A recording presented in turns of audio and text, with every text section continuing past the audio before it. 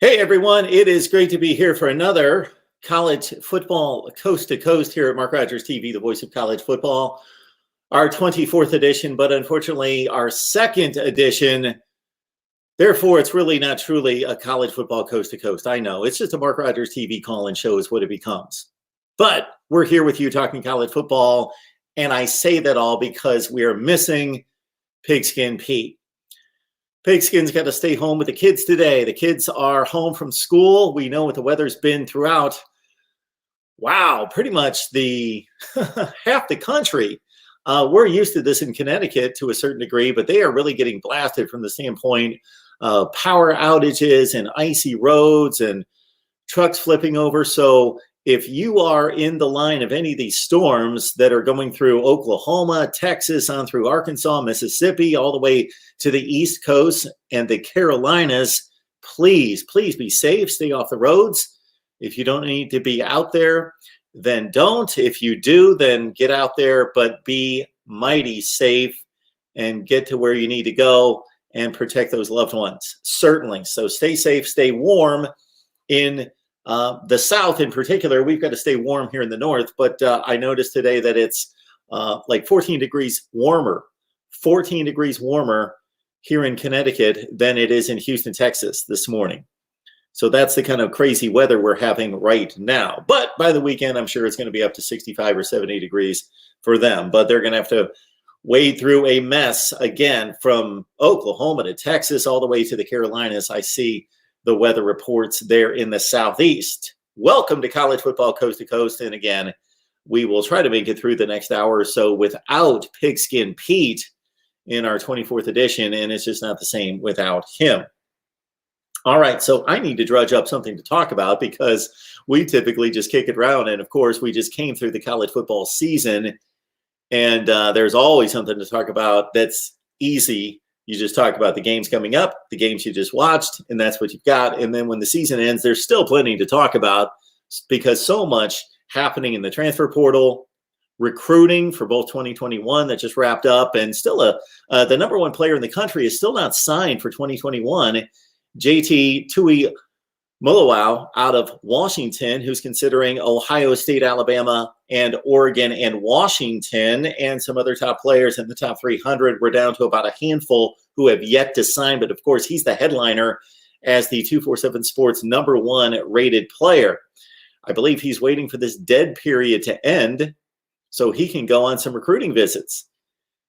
He is committed to Ohio State, but he's not yet been to Columbus, Ohio, or been on the campus of the Ohio State University. The same thing with Alabama. I believe that he's only made one trip, probably to Washington. I'm going to guess, since he's a Washington kid, that he's made it to the University of Washington, but not to Oregon. So he wants to make his trips. Most of the players this year signed without visiting campus if they were going to a school that was far away. But he doesn't want to do that. Can't blame him. So again, we've had plenty to talk about. Last night we had a call-in show. Yesterday we had a call-in show in which we focused on scheduling. I'm going to get to your comments in the live chat in just a second. You can call me at 860-325-3687. We'll open it up for a call-in show as well. I'm going to focus back on scheduling because I had some points to make. And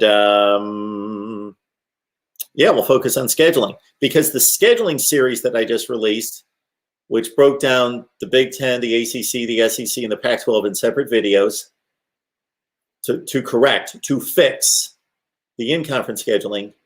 And then I focused on the non-conference scheduling and fixed that. Now we're going to see that sets the stage for the college football playoff proposal. And I got to tell you right now that I've had a proposal for years and years and years and posted videos on it, talked about it here, posted videos, wrote a paper about it all the way back to, let this soak in, many of you, because my number one demographic here, surprisingly, is males, not females. But anyway, it's males, about 94%. But 25 to 34, that's our number one age category here is 25 to 34. So I don't know if you can really relate to anything that happened in 1984, but I'm glad that I got a lot of young people watching me. But in 1984, I wrote like a 15 or 16 page paper outlining the college football playoff because we had just gone through the BYU debacle of winning a national championship and why that was so wrong. So I wrote up this college football playoff system 37 years ago. 37 years ago, I had a college football playoff proposal and didn't make it into the right hands, I guess. All right. So we're going to dive back into scheduling because what I think has to happen is everybody wants to revamp the playoff system, and I do too. But nobody's focused on scheduling. Well, we've got to evaluate teams properly, accurately as possible. And you can do that best when you have fair scheduling. So we deal with the scheduling, then we're going to make it into the playoffs. So here's the process here. This series I'm unveiling that you've seen is the Big Ten, the Pac-12, the ACC, and the SEC. You can guess why I left out the Big 12. And that I would like to revamp scheduling, make it fair and equitable in the conferences. That makes the conference champion more legitimate, and even the results within the conference more legitimate. And that sets the stage for the playoff proposal. Now, I got to say, even though I've been locked in on the playoff proposal for years, a lot of things have been brought to the attention of myself and others in just great discussion because it's not an easy fix. It's not just this is the right way and the best way to do it, and every other way doesn't make sense. No, that's not the case. There are a lot of things thrown out there by people that don't make sense. But it isn't like I've got the perfect proposal and there's no other options. That's not what I'm promoting at all. I hope I don't lay it out like that. I'm just saying, basically, I am fixing about 90% of this or 95%. But there are issues in the scheduling, even that I propose. The first issue can't be corrected. The one issue in scheduling can't be corrected is that nobody can look into the future. So we can only make scheduling equitable and fair based on last year's results. But you know what? Last year's results are a pretty good framework to base how good the teams are going to be this year. If we go year to year to year, the best predictor of what's going to happen this year is what happened last year. And then our committee will be able to take the restrictions placed on them and the guidelines, which is a 500 schedule for everyone, and be able to tweak it a little bit. My best case example of that, here's my best example, would be 2016 Michigan State. They went to the playoff in 15. They came off a 5 or 6 year run where they were the top 5 in the nation almost every year, winning Cotton Bowls and Rose Bowls and Big Ten championships. Then they go 3-9 in 2016. Well, they were clearly not a 3-9 team or program, but that would be the base point for the schedule build for the next year.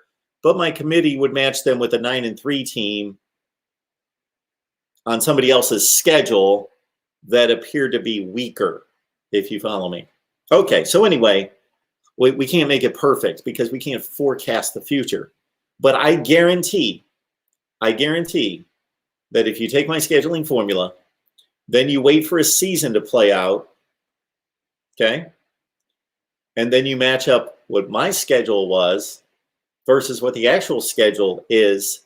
I guarantee that even after the season is played, in which I had no foreknowledge of what was going to happen during the season, it's still more fair. Because again, it's based on real data, metrics, results from the previous season that generally hold true. Ohio State's Ohio State. Iowa is Iowa. Wisconsin is Wisconsin. Yes, there are fluctuations in how good teams are. Absolutely, there are. But we got a pretty good read on 80-85% of the country. And so when you schedule Wisconsin, you pretty much know that you're scheduling this team to play Wisconsin. You don't know. It's not like we think that they're going to be Clemson the next year or they're going to be Kansas the next year. No, they're going to be Wisconsin. And yeah, that might be 8-4 instead of 10-2.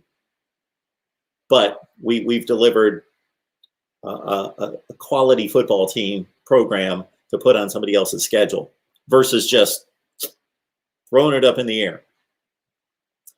That also applies to the non-conference scheduling as well. All right, let's get to the live chat. I did not set up all the laptops and everything I need to review scheduling here and a lot of the comments. So we started through comments yesterday, and my aim in the live show that we did was to address the comments that came into the scheduling videos. I got through the Big Ten, and then of course we got tied up with calls, and we just answered calls, which is why we're here, but I never got to all of those. All right, let's see who's lined up for us today. And you guys let me know if there's any news out there. I typically go through the college football news first thing just to make sure I don't miss anything. Because one of our big aims here, and you guys can help us with this, is when there's breaking news, meaning a coach, a coordinator, a position coach gets fired or hired, there's a commit from a big-time recruit, there's any kind of news, that we jump on it as soon as possible. Mike 3883, finally on time for one of these. And it's great that you're on time, Mike. We were not. So that's a New Year's resolution gone by the wayside, but I'm going to do my best. But if you could see what's around me, I know it looks no different to you right now, but hopefully the differences and the changes and the upgrades we're making will be noticeable soon. Our first attempt at that is going to be audibly, that you can hear from the phone calls that come in, hopefully starting very soon in the next 2 days, that you're going to see a noticeable upgrade difference. That's the first thing. The second thing is just a lot of upgrades that I had to make because I had a laptop that went completely down and another laptop that I'm using right here that's seen its better days. So we had to upgrade from that standpoint. So that really doesn't affect you. But then we're dealing with an audio upgrade here. And again, ran some testing on the call-in show, not during the show, but prior to the show yesterday. And we hope to implement those. So I don't know whether to do that today at 6 or not. So we got a call-in show coming up later today at 6 p.m. Eastern time. 6 p.m. Eastern time, I'll be here live with you. We'll take calls.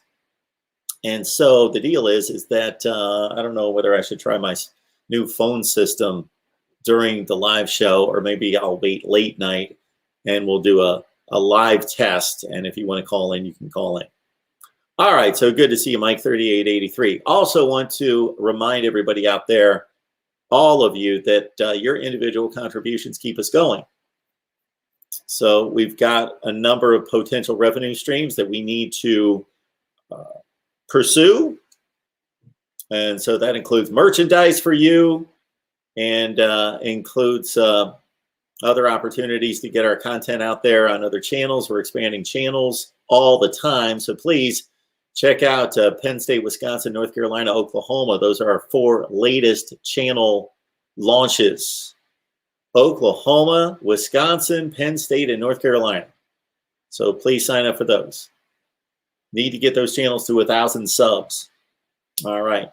Michigan and Nebraska would be our 2 most successful team channels that are not at 1,000 subs. So if you want to check out our Michigan content in Nebraska, full disclosure here, as I remind you from time to time when I promote these team-specific channels, is that, okay, there is no additional content there. I shouldn't say that. There is now. We got our SD1 Sports guy over there producing some stuff. We also have a number of podcasters that we've come to agreements with, in which they're uploading some of their podcast segments. So you just don't get me on those channels. You get some other perspectives and some other content. So we do have unique content, but especially once we get to 1,000 subs, like we have with Miami, Ohio State, and the SEC, I'm going to jump on there for live shows to provide more unique content. But you are getting unique content that you didn't get in the past based on our partnerships with Chris at SD1 Sports, who is doing a remarkable job of bolstering what we do here. And also a number of podcasters like Justin Rowe at Stadium in Maine podcast, Michigan podcast, providing us with their podcast clips. So check out those channels. Texas, Clemson, Miami, Florida State, Notre Dame, North Carolina, Penn State, Wisconsin, Michigan, Nebraska, Ohio State, Oregon, USC, and the SEC. All right.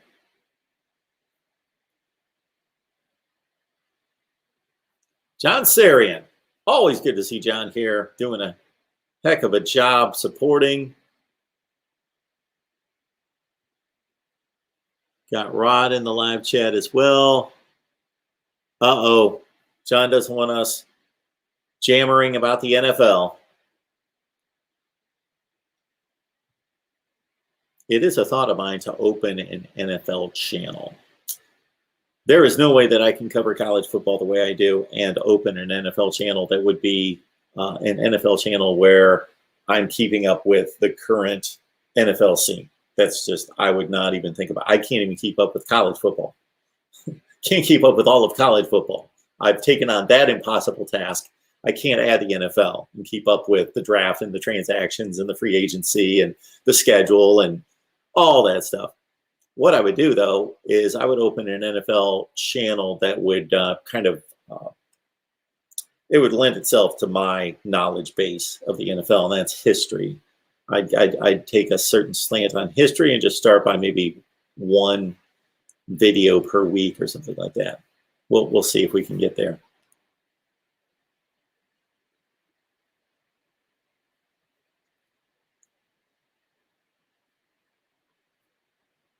The Rod Farva says is if it's the NFL draft, I'll listen. Which reminds me, our guy Rick Saratella at the NFL Draft Bible, he's a close friend of the show here. Rick Saratella, NFL Draft Bible, will be getting together for segments as we typically do this time of year around the combine and into the NFL draft. And Rick is first rate.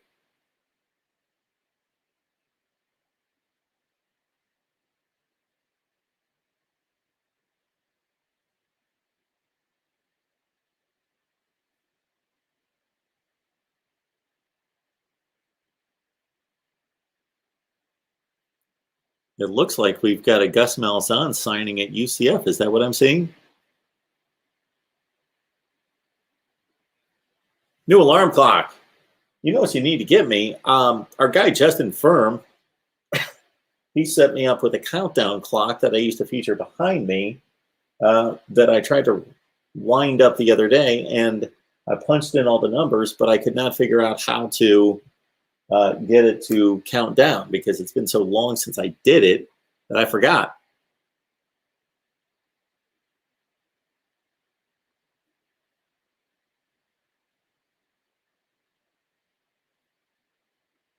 I have never seen this. I don't believe I've ever seen this, and I apologize if I've passed you by and missed you, but I have never seen Kane Iac. Kane Iac. All right, you know what that means. I got to say this. Welcome to Mark Rogers TV, the voice of college football. I see that you root for the Canes. Would like to know how long you've been watching. Great to have you. Rod's in Dayton, 21 degrees. George says his electric's been off for 12 hours. I'm glad I bought this little buddy heater and a couple tanks of propane and that cook stove. Hot coffee. Wow, that does suck when the power goes out. George, thank you for being here. Stay safe, stay warm. Oh, whoa, whoa, whoa, Gus Malzahn. So we got to talk about Gus Malzahn to UCF. See, I didn't see this. So I got up. I had a lot of other things I needed to take care of, running this business. And most of running this thing is not keeping up with college football, unfortunately. And I was going to say that that's what I'm finding out. But, yeah, I don't really need to find that out. I already knew that. All right, so let's dig into the news of the day.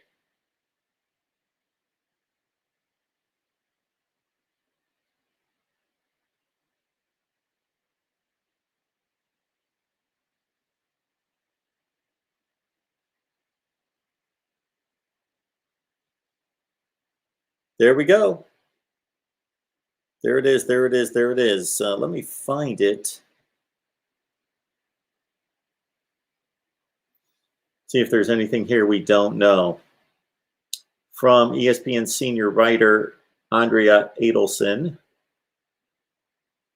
Former Auburn football coach Gus Malzahn will be UCF's next head coach, sources told ESPN. A deal is being finalized, and an announcement from UCF could come as soon as Monday. That would be today, I think. Malzahn emerged Sunday as UCF's leading candidate. Yahoo first reported. Malzahn's 55. He was 68-35 at Auburn, 39-27 in the SEC, which in my opinion is not good enough at Auburn, but he didn't do a bad job, but he had the one huge season. Then after that, he lost 4 and 5 games every year. Malzahn took the Tigers to the national championship game. We know that in 2013, but went just 14-12 against SEC opponents over the next 3 seasons. Replaces Josh Heupel, of course, who's at Tennessee. Malzahn signed a 7-year, $49 million contract following the 2017 season when they went to the SEC championship game. Then he got fired. The buyout was $21.7 million. 8-17 for Malzahn against the SEC rivals Alabama, Georgia, and LSU. But he was also one of the few coaches in college football to have any success against Nick Saban. He was 3-5, right? Since the start of the 2013 season, Saban is 65-6 against SEC opponents, and 3 of those losses were to Malzahn. There it is. New UCF athletic director Terry Mohagers and Malzahn's path crossed briefly at Arkansas State. 3 months after being named the Arkansas State athletic director in 2012, Mohagir had to find a replacement for Malzahn when he left for Auburn. Kent State coach Sean Lewis also was among those considered for the UCF job, according to sources. Malzahn to UCF, I think that's a good hire. It's a solid hire, considering the guy was a fairly successful coach. I'm not going to say over successful, but successful coach at Auburn to a certain degree. I would be surprised if Brian Harson's not able to accomplish pretty much at the same level, aside from the BCS championship game appearance, as Gus Malzahn at Auburn. So he's 55 years old. He's still a relatively young guy that's going to a top flight group of 5 program. And so that might be the high bar for Gus Malzahn for the rest of his career. And I'm not saying that in any derogatory way. The head coach at UCF's a high position. It's one of the 40 best jobs in the country in terms of the program. It's kind of difficult to rate UCF against Illinois or Kansas State because they don't play in the Power 5. They really can't compete for a college football playoff, but those schools aren't either. But they play in front of more people and more fans than UCF. But UCF can play and vie for championship games and major bowl games. They've played in 3 major bowl games in the last 8 or 9 years. They played in a Fiesta Bowl against Baylor. They played, of course, Auburn in the Peach Bowl and then played LSU in the Fiesta Bowl. So they've made it to 3 major bowl games just in the last 7 or 8 years. Gus Malzahn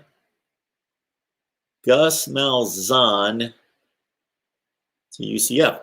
The Rod Farba, Lou versus Mark last night was entertaining. So yeah, Lou's a great guy. Love Lou, love his show, love his channel, does a great job. And yeah, I think he misconstrues a number of my points concerning what I'm trying to do, but that's fine. And that's a good point, Rod, because I was thinking today that I need to get Lou back on here. Haven't had him on for quite some time. Need to get him back on here, and he's always welcome here, and he is always letting me know that he's available. Get him on here. We can talk it up a little bit more. The one point that people misconstrue more than any with my scheduling system is that it's not an NFL system. Yes, it's a system, but just because it's a system and the NFL has a system doesn't mean it's the same system or anything close to the same system. It just means it's a system. You can have all sorts of systems. System just means there's a structure to it. There's a formula. It doesn't mean that it's the same. The NFL decided a long time ago. Basically, Pete Rozelle, the NFL commissioner at the time, decided a long time ago, with the advent of the draft, the modern draft, the draft's been going on since the 1930s or 40s, but the modern NFL draft, and with the schedule build that changed, I believe there were a lot of changes in the NFL in 1978, going from 77 to 78, a lot of changes in the NFL. They had to do with increasing scoring and changing the game in a number of ways. So that's when they adapted the scheduling formula that they currently have. That's when they went from 14 to 16 game schedule. That's when they changed blocking techniques and allowed more leniency for the offensive linemen to pass protect. That's when they eliminated downfield contact on pass receivers and came up with the one chuck within 5-yard rule to proliferate the passing game in the NFL. 1978. Okay, in amongst that, again, was the scheduling formula that was built to create parity, to go along with the drafting philosophy. When you think about the NFL draft, it's not fair. The NFL draft is not fair. Why should the worst team get the first pick? Just because they're the worst team? Why? No, the pick should be random. The pick should be basically you could build it if it was fair. You make the first round random, and then you play the rest of the rounds off of that. Meaning that just like in your fantasy league, what do you do in your fantasy league? Does the worst team from the previous season get the first pick just because they're the worst? And the team that won the championship gets the last pick? That's not, I believe, how it's generally done. It's done in a way that's fair. So if you get the first pick in the first round, you get the last pick in the second round. If you get the last pick in the first round, you get the first pick in the second round, and so forth and so on. Because that's fair. That means you get the same opportunity at players. Well, the NFL draft is not fair. It props up the bad teams and it suppresses the good teams. And so you won the Super Bowl, you pick last. You lost the Super Bowl, you pick second to last. That doesn't make any sense. I'm not saying it's a bad system. They're pursuing what they want to pursue. They don't want dynasties. They want to suppress the best teams and want to lift up the worst teams and want to create, Pete Rozelle's word, parity. The same thing with the schedule in the NFL. They can't control who you play in your division because the divisions are set, and who you play in the other conferences division that rotates. But then there's about, let's see, that would be 4, 6. There's another 6 games in the NFL schedule for every team. And the NFL schedules a tougher formula for the good teams, right down from the Super Bowl champion through the playoffs, and an easier schedule for the bad teams. I'm not proposing that. So sometimes people get that misconstrued and they say, you want to build an NFL schedule. No, I don't. I want to build an equitable, fair schedule. I'm not trying to lift up Kansas and Illinois and beat down Oklahoma and Clemson. No, fair scheduling.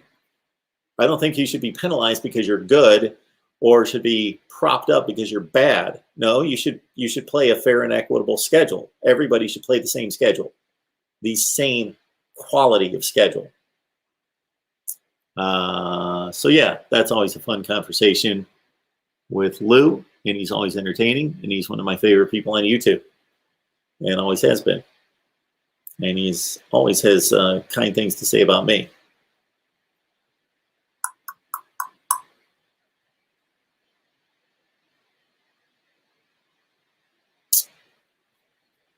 Rod, he's got another pairing for me here with RJ Young. It's funny because somebody mentioned RJ Young. This was like a year ago to me, and I didn't know who he was at the time. And I reached out to him, and we had a number of back and forths to say, yeah, we need to get together. And then I think he's just taken off and become too big, so I can't get him on here. But Seems like a good guy. I don't know much about him. You guys are the ones that take in all this college football content. I don't have time. I was thinking yesterday, I need to focus on one team per day. So for example, tonight, just soak up all the Michigan State information I can get. So I'm familiar with the quarterback battle, the position battles, the personnel, who they lost, who they gained, the recruiting class, and just dive into Michigan football, Michigan State, anybody, pick your team, Kansas, Stanford, whomever, one per day, and just lock in on it so I can get myself prepped. Because I basically rely on just knowledge, just osmosis, as they say, just soaking it up from everything I have to do throughout the day and all the guests that I have on, which is a great source of information. I bring on these credible guests, and then I just listen to what they say, and I learn more about what's going on. But that's the biggest challenge right now, is building a business and trying to keep up with college football at the same time. So what happens is, what exactly happened today? Gus Malzahn is reportedly going to UCF, and I found it out right here because I'm working on doing stuff like getting sponsors. So yeah, RJ Young. If I could have anybody on here outside of the people that I already respect and have on, like Lou and Pixie and Pete, I would go Joel Klatt. I always like Joel Klatt. Love his take. Don't agree with his playoff system, but I need to hear it all the way through. I've only heard it through all of you. I've never gone to his Twitter feed or tried to find his explanation of his college football playoff.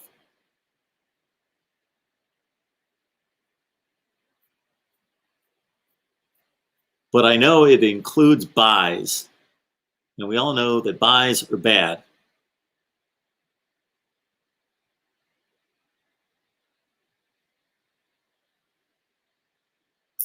All right, what do we have here, Mike? Need to crack down on bowl matchups. What's wrong with the bowl matchups? The only thing I don't like about the bowl matchups is sometimes they have the opportunity for better bowl matchups, and I don't know why they don't get it.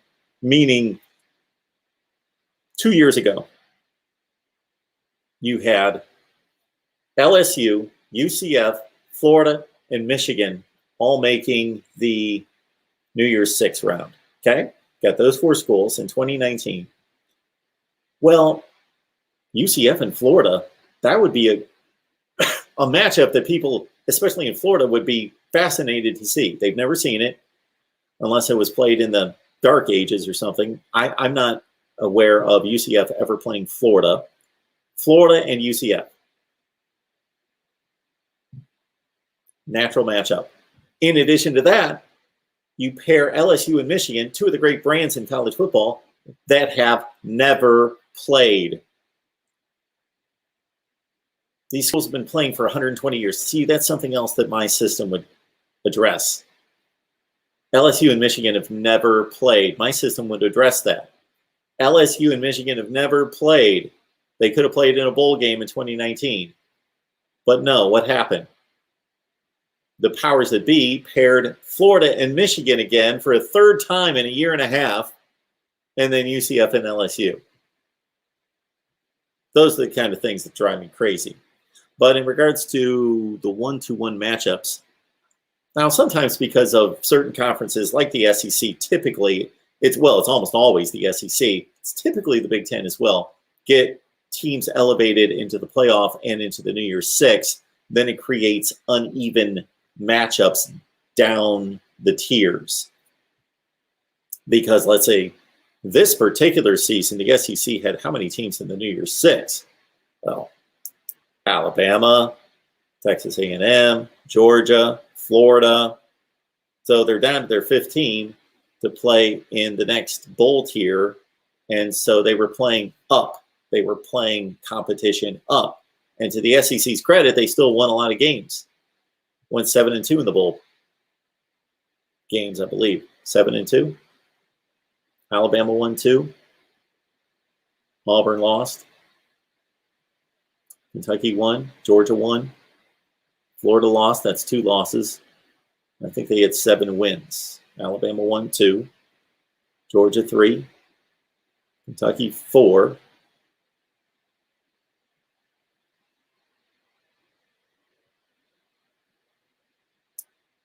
Mississippi State 5. Texas A&M 6. Somebody else in there. Ole Miss 7. 7-2, I think, was the SEC bowl record. George, you're a fine soul. But 67%, that was a long time ago. I hate that I get to these comments. What, 12:17? That was 25 minutes ago. So, George, hopefully you're still with us. But, if you need to conserve that cell phone, do it. When is the last time Gus Malzahn had a stellar quarterback? What do you mean by a stellar quarterback? Jarrett Stidham was capable, so I guess that's not stellar. Nick Marshall was stellar at doing what he did.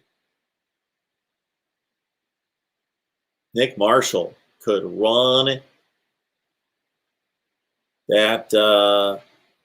Was it a triple option, really? Not really a triple option. They would run the triple option, but it wasn't a triple option-oriented offense. But, yeah, Nick Marshall couldn't throw. But, man, for those of you who are into numbers, check out what Auburn did on the ground in 2013. It's remarkable. If you look at the rushing leaders in college football every year, who are they? 30 years ago, it used to be Nebraska every year. But if you look at the rushing totals and leaders in college football every year, it's the naval academies, the service academies, Navy, Army, Air Force. And then Georgia Tech used to be in there when Paul Johnson was there because they run the ball all the time. They run it effectively, and they run it all the time. Auburn in 2013, they may not have led the nation in rushing, but they were right there. They were in the top 3 in rushing. And not only were they doing that and still throwing the ball a little bit, they were still throwing the ball quite a bit, actually. But they also did that against an SEC schedule. They did that against an SEC schedule and an SEC championship game opponent and a BCS championship game opponent. They did that against a schedule that had Alabama, Texas A&M, LSU, Missouri, who played in the SEC championship game, so forth and so on, Georgia, and Florida State. And whoever they played in who would they have played in 2013 in the non-conference? It's not coming to mind right this second.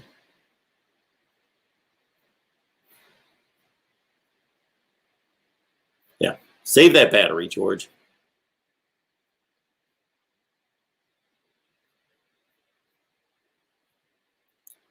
All right. Rod gives us some numbers here. Most first-round draft selections since 2000. Ohio State and Alabama are tied at 31. Not surprising. LSU and Miami at 30. Miami. Let that sink in. Miami. Okay, so this is since 2000. So the 1999 season, 2000 draft, that Miami was really good, amazing, dominant. 2000, 01, 02. Then in 03 and 04, they were good. 05, I don't remember if that was their last good season, like a 9-3 season. And since then, they've been marginal. So for most of that time, Miami's not been that good, but they're still right there in first-round picks. Florida, Georgia, Florida State, USC with 24.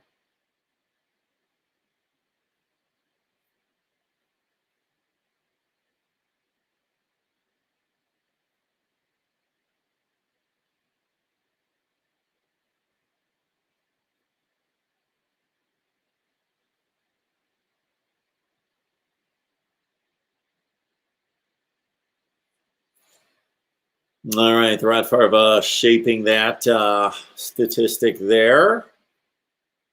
Georgia really takes the heat for not making or winning a national championship since 1980.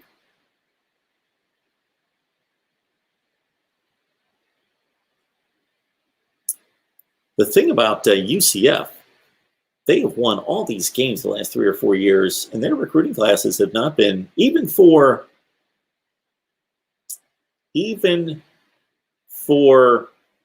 their level of play in the American Conference. Their recruiting classes not been stellar in terms of the evaluation.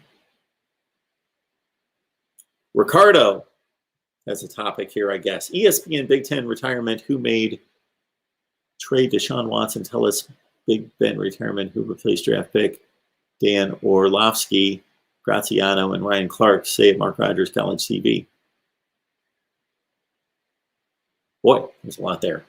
I don't know what it all means. It means that I need to talk about Big Ben and Deshaun Watson and Dan Orlovsky and Ryan Clark.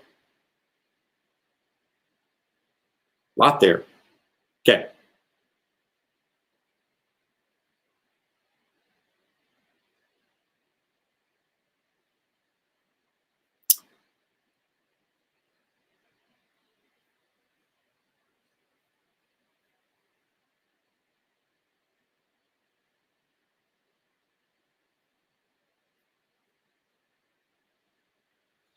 George, that's not too far from being true. Auburn is the toughest schedule in the country every year. Well, not every year, but again, you're right there with that comment because they play in the SEC West and they have to play Georgia every year. So that's the start right there. And then they always schedule somebody. Auburn always goes out there and it's scheduling Washington, Oregon, Clemson.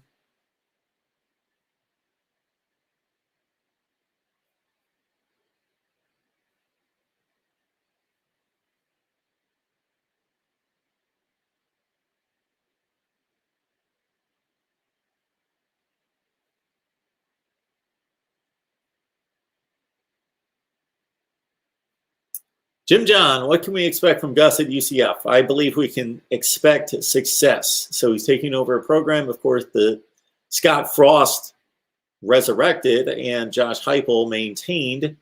And he's in a recruiting hotbed. They are name brand now, UCF.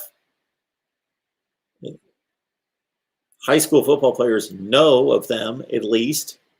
You know, you don't have to be a serious college football fan. You've got to know what's going on to a certain extent. I know tons of people in my life that would say that they watch a little bit of football and have no idea who UCF is and where they are. But I mean, within the college football world, you don't have to follow it that heavily to know at least how they're doing. And they're in a great place, a great city, a great atmosphere. That the alumni base is huge. I don't know what the facilities are like, but I would think that they've got money based on the alumni base is enormous. So Gus Malzahn should compete for American Conference championships on a yearly basis and win his share, meaning 1, 2, 3 every 5 years. And depending on how this goes with the college football playoff expanding possibly, then they would be at the front of the line or near the front of the line to get a playoff spot if that ever opens up to them.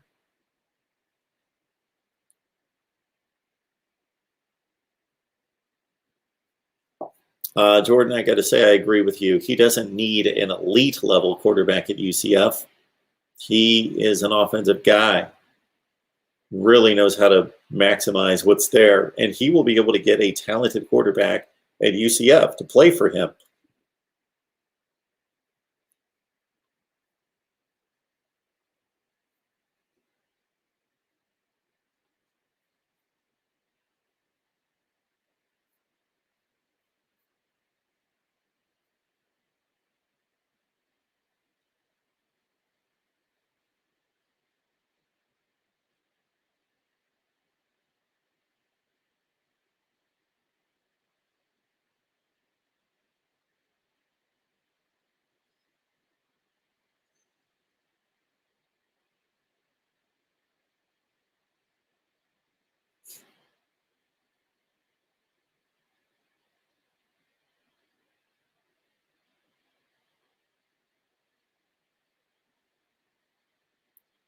Ricardo really wants me to talk about ESPN Big Ben retirement trade, Deshaun Watson, Jets, Big Ben, draft picks, Dan Orlovsky, Graziano, Ryan Clark.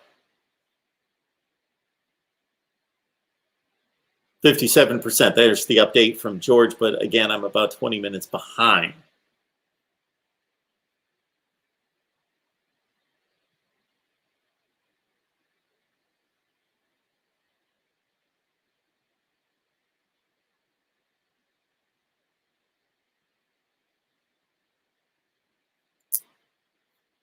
Penn State co-defensive coordinator Tim Banks expected to be named Tennessee defensive coordinator. Okay.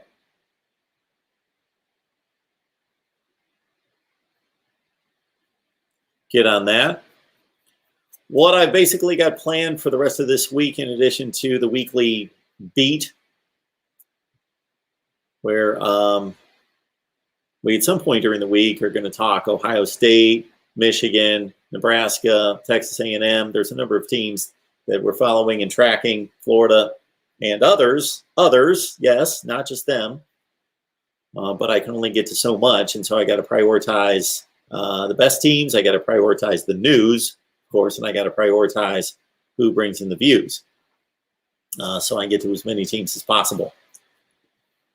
But in addition to that, we're going to wind down the scheduling series. That leads us right into our college football playoff discussion. Also, I want to rank the coaches. I think I'm going to do that next after the playoff series. So there's going to be a playoff video here in the next few days. And I'm really wrestling with the group of five issue, whether to include the group of five or not include the group of five. So should I stick to my guns and release one proposal, or say, we got some options here? And what I say all the time is we got to make a decision about the group of five. I hate it, and it's a slap in the face. It's totally insulting to the group of five teams and conferences that the College Football Playoff Selection Committee includes them in the rankings, but they are truly not considered for the playoff. Either include them technically, formally include them, or exclude them. Make a stance, take a stance, include or exclude.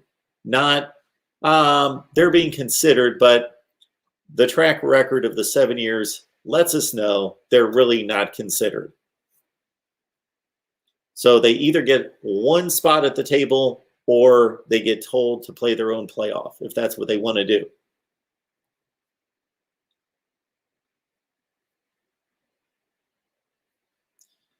Will conferences be realigned? I don't see anything that's going to force realignment right now. I'm not seeing any possible defections right now. Of course, if, and it will at some point, whether it's 3 years from now or 15 years from now, there will be realignment again in college football, because times change and people change, and the status of universities and football programs change. So what comes along with that is the domino effect, that if there's one defection, then that creates a void, and conferences want to go after other teams to fill that void. So that's what happened in 2010 to 12 with Nebraska, Maryland, and Rutgers joining the Big Ten, Texas A&M and Missouri leaving the Big 12, West Virginia added to the Big 12 to respond to that, Colorado leaving the Big 12, going to the Pac-12, Utah joining the Pac-12.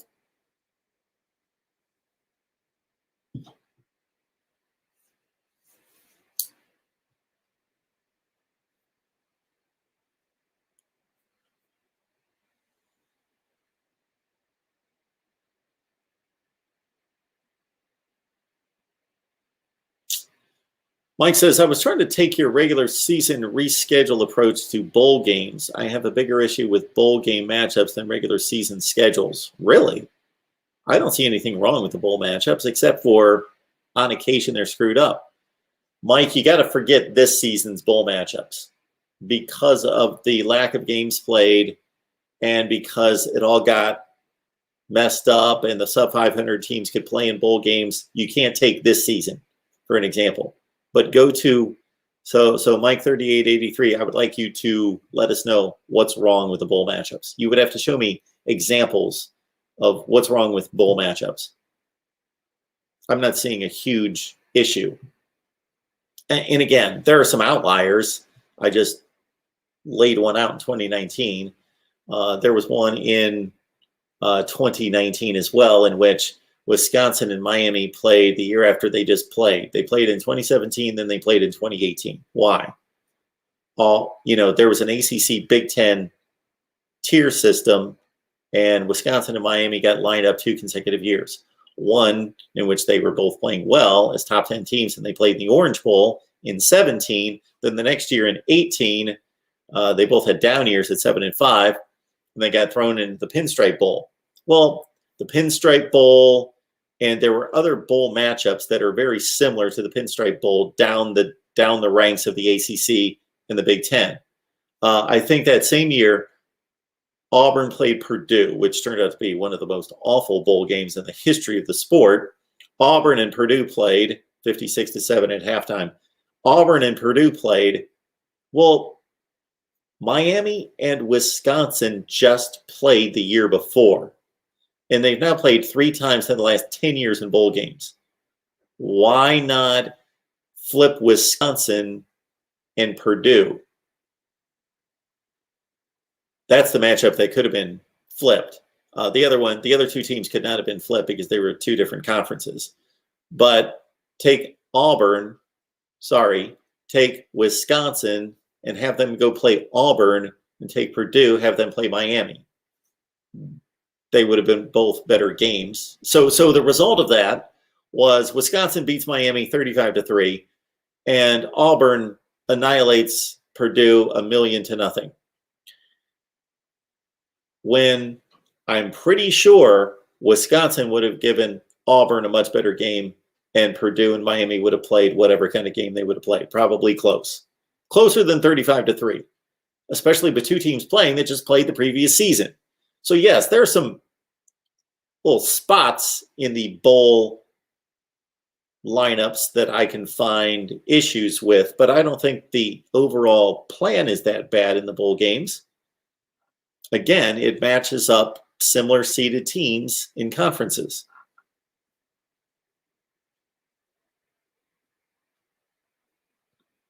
Thank you, Mike.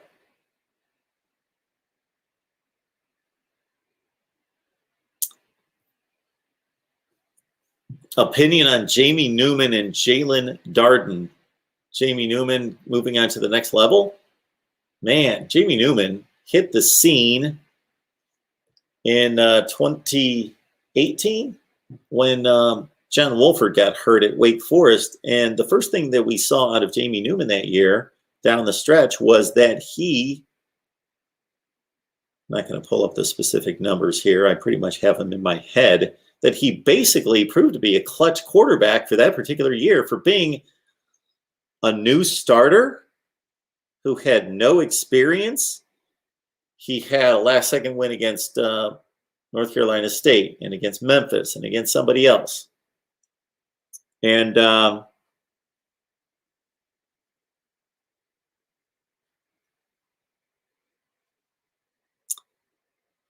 And so what was surprising with Jamie Newman is that the next year, even though the stats looked good, he went from this guy that came in and played in the clutch and led game-winning drives in 3 different games and against quality opponents to the next year in 2019.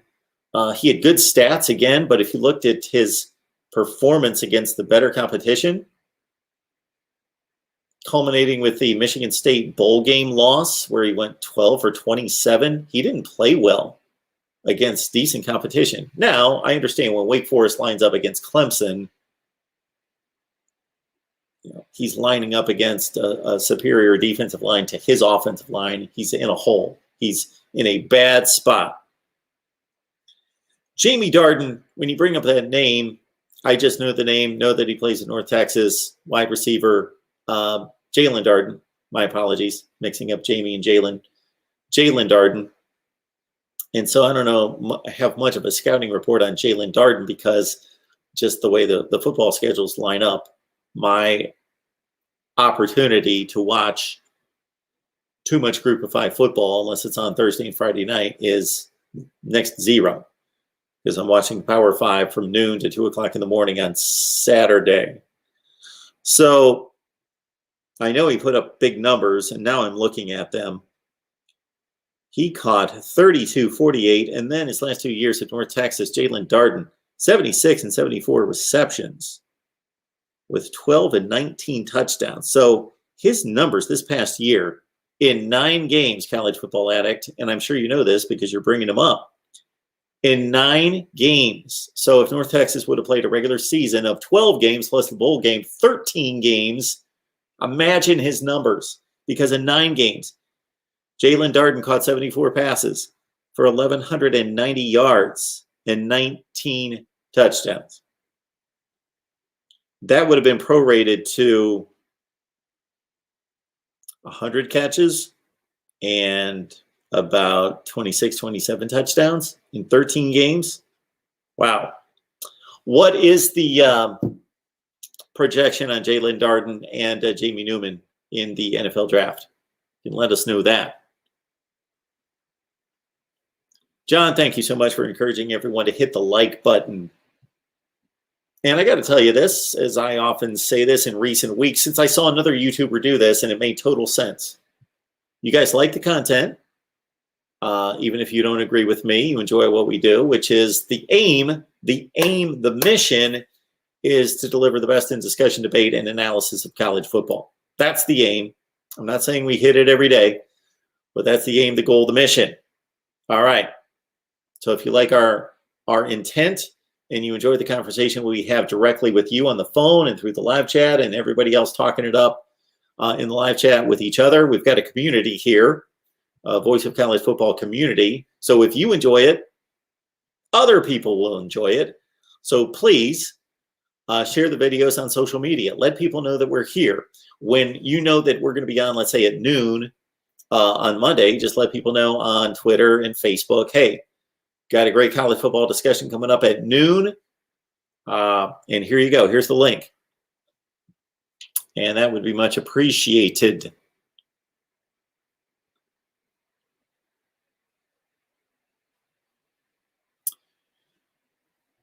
Rod Farva saying, Mark, did you see Texas got a commitment from 5-star quarterback Malik Murphy? Yes, from California in the 2022 class. Makes us Buckeye fans relax more that Ewers won't flip back to Texas. Yes, that's a good point. Yep, did see that. And should probably get on some profiles of these 2022 guys. A number of years ago, I've lost my place in the chat. A number of years ago,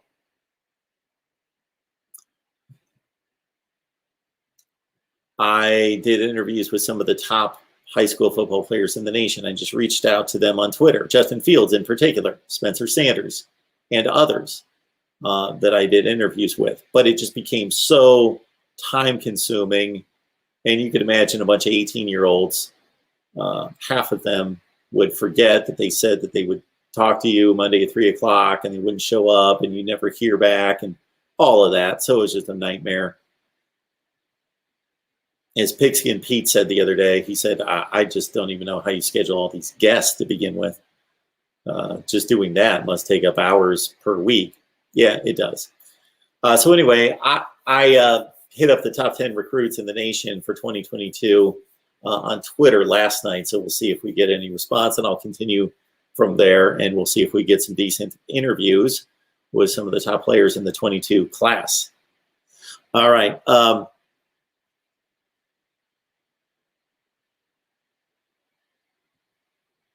Matrix, good to see you, man.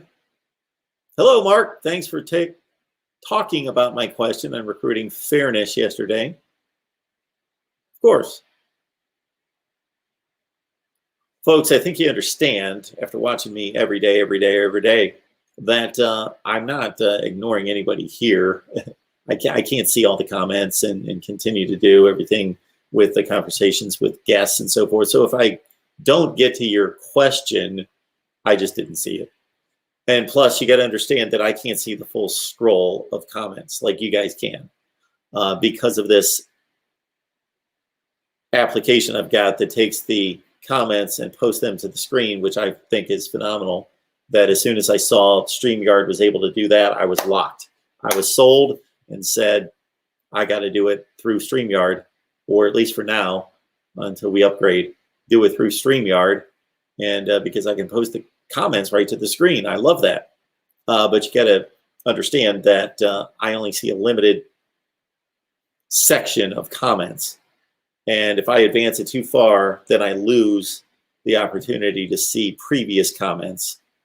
And so I am not ducking anybody's comments or ignoring anyone, as I get accused of once in a while.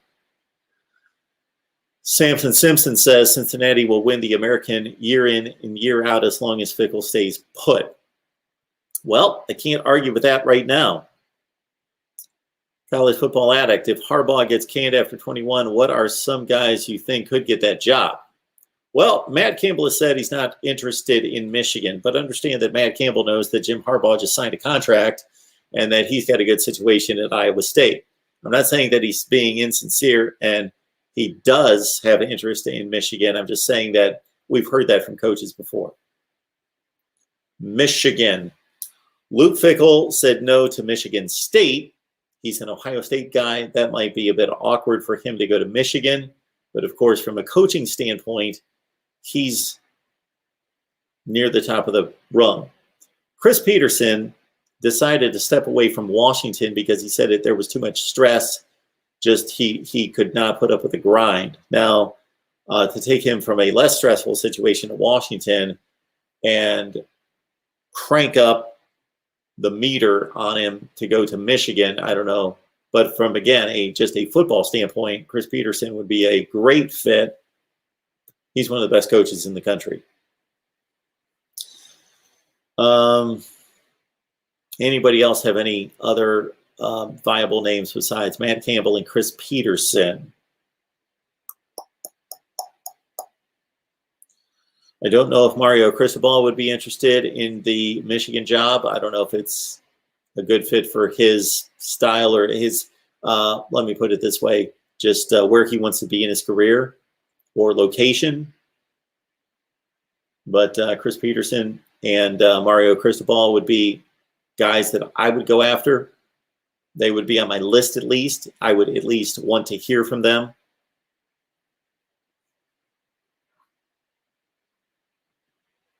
There you go, Jordan. Right on line with me.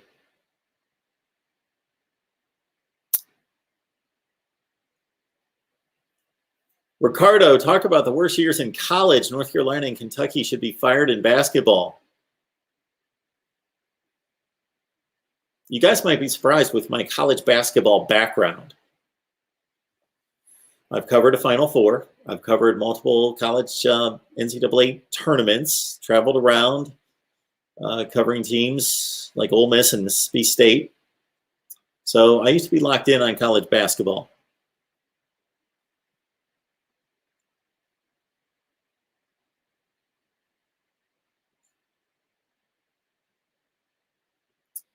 Lamar, is Penn State going to win over or under 9 games? I think 9's a pretty good mark right there for Penn State. I don't have their schedule in front of me, but they play Auburn this year. I think that game's at home. Let's pull up the Penn State schedule.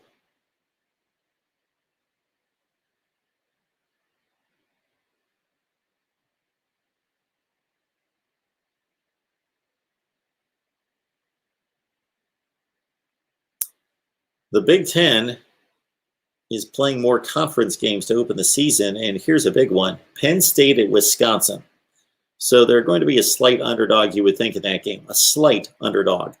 Ball State, Auburn, Villanova are the non-conference games. They're going to go 2-1, worst case scenario. 2-1 non-conference, probably 3-0. Out of their first 3 Big Ten games are difficult. At Wisconsin, Indiana, at Iowa. They do well to go 2-1 there. They've got, after a bye week, Illinois, at Ohio State, at Maryland, Michigan, Rutgers, Michigan State. I think they're going to go 6-3. Okay, this is not my final prediction.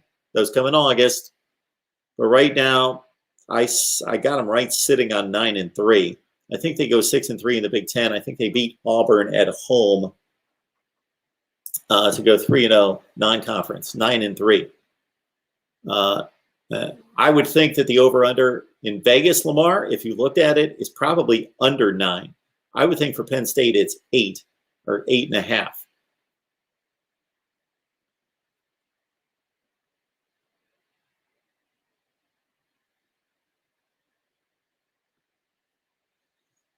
Mike 3883. Unfortunately, I don't know what you're talking about at this point because you made that statement maybe 25 minutes ago about a YouTube vote. Make the video with both options. Oh, the options of the group of 5, inclusion or not. Yeah, that's a good call. Boop. There you go. That's why I have you guys. Lamar says there's good money in an over bet of 9 games for Penn State. So, well, I just threw it out there for you, Lamar. I'm looking at 9-3 when I look at Penn State's schedule. But I'm thinking they've got Indiana, Iowa, and Wisconsin out of the gate in the Big Ten. Those are their first 3 Big Ten games, and that's rough. If they go 2-1 there, they're doing something. And then they lose 2 other games, Ohio State and somebody else. All right, so Mike is suggesting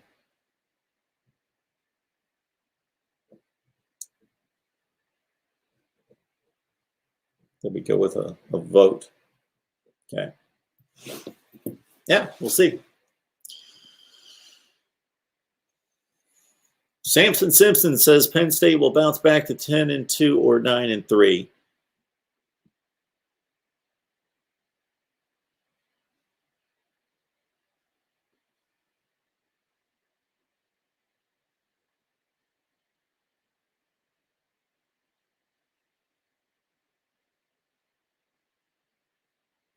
Will Texas go independent? I don't see it.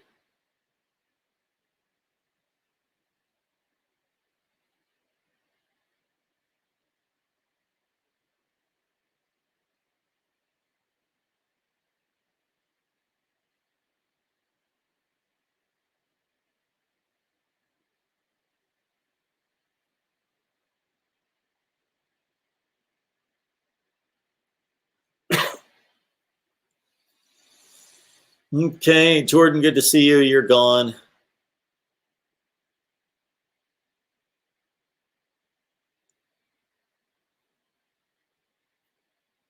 Joel, thank you so much for letting everyone know to hit the thumbs up. I would also appreciate you guys considering. And again, as you get the videos out there on social media and bring in a larger audience, then we'll have more possibility for contribution. But you can certainly contribute at a Venmo, PayPal, or Cash App. And of course, the Super Chat's available right here. But again, Venmo, PayPal, Cash App, just go to MarkRogersTV. Lewis, thank you. George.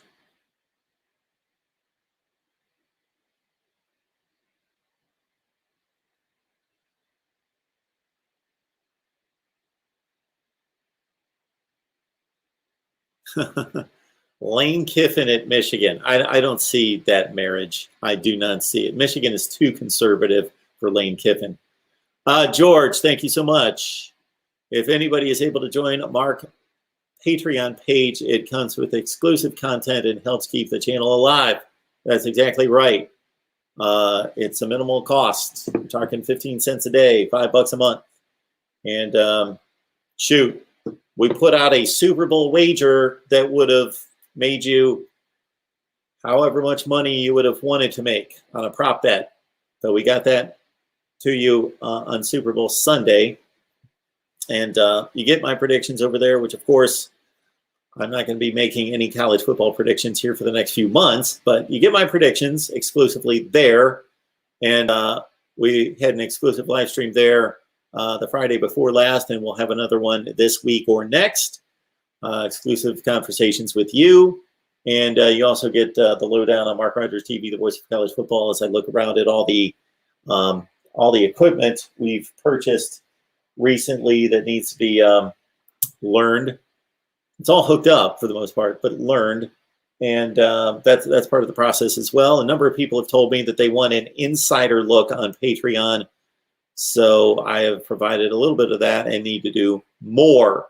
But again, and I'm going to make it very plain here, that if what you get here on YouTube and all the other team channels is worth $5 a month, then regardless of what we do on Patreon, it would be phenomenal if you would step on over to Patreon, grab the link in the description section, go to Patreon, sign up for $5 per month, and help support the channel.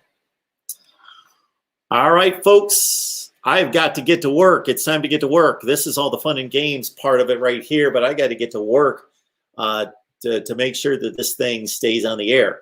And so I'm going to do that the rest of the day. We will see you at 6 o'clock Eastern time right here. Call-in show, Mark Rogers TV, the voice of college football. Call-in show, 6 p.m. Eastern time. We will see you then.